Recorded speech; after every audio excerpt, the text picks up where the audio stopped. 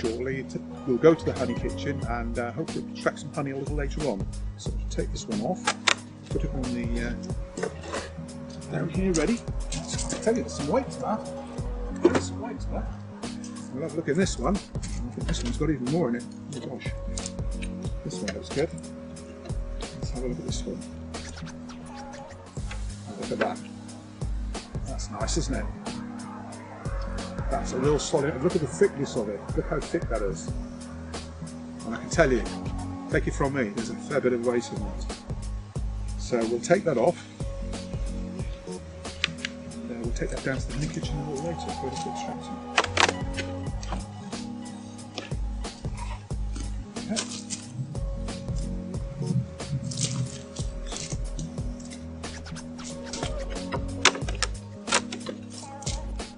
Smoke, just to let them know I'm coming. It's livened up a bit now. There we go. And we just tap them off because we want to make sure that we haven't got the queen underneath. Well, we don't want to lose the queen, otherwise we'll put it. There, that's good. Okay, so what we have here now, this is the brood box. So this is where the queen lives. And what I'm going to do is I'm just going to gradually go through here to see if the queen has started laying yet, because this is a new colony that we obtained a couple of weeks ago. Very carefully, I'm just going to cover that over and start having a little look. There's nothing in that bit. Yeah. Go through until I find something interesting. Let's just check this one. Now you see there, you can see the bees working there. Now what you've got here, there are the bees, they're all the worker bees. That's capping of honey, so that's their food. Anything that's in there belongs to the bees. We, as beekeepers, we would not touch that. That is sacred. That belongs to the bees. Some of it's uncapped, so that's obviously new nectar that's been coming in, which is good from our point of view.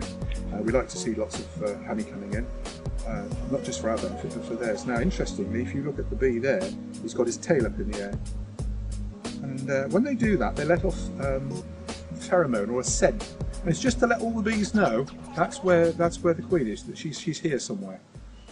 Because when you open up the colony, they like to be sure that they know where the queen is.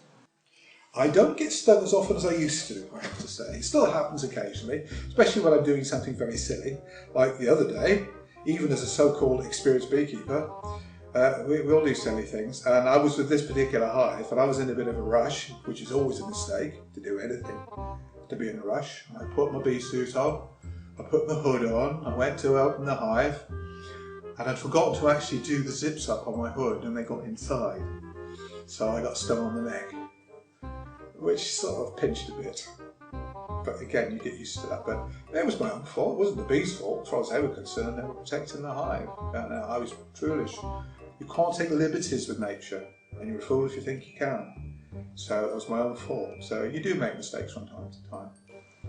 There we go. That's a nice slab of brood there. So again, you can see quite clearly there the difference in colour between the sealed brood and the capping of honey there. And typically that's what you would want to see. And that's a good sign. That's a sign of a good solid colony. Nothing like it. Beautiful. And interestingly, if you look at that bee there, if you can see it, that one's got quite bright green pollen on it. It's an interesting thing, pollen. When you say to people, oh, what colour's pollen? They generally will say, it's yellow.